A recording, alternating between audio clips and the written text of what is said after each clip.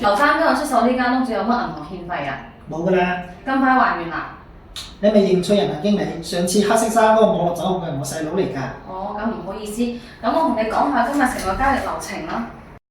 得啦，唔使講咁多，你就同我講，我幾時可以收晒我全部嘅房款？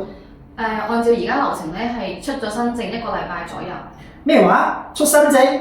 你嘅意思即係我要將套房先過俾買家，我先可以收齊全部錢？係啊。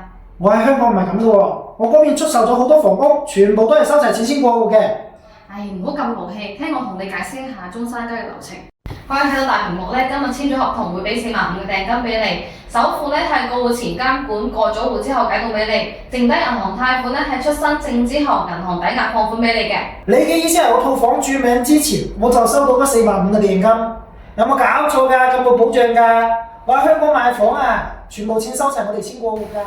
好多香港業主過嚟賣樓，仲係用香港二手樓交易思維。香港靠律師辦手續，有臨約，分細訂同大訂，銀行放款之後再過契收樓。中山二手樓交易只需要俾細訂，除咗訂金同銀行按揭尾款之外嘅資金，我哋叫首期款，全部要走資金監管。過契完之後出新房產證，銀行先會將尾款過數俾舊業主。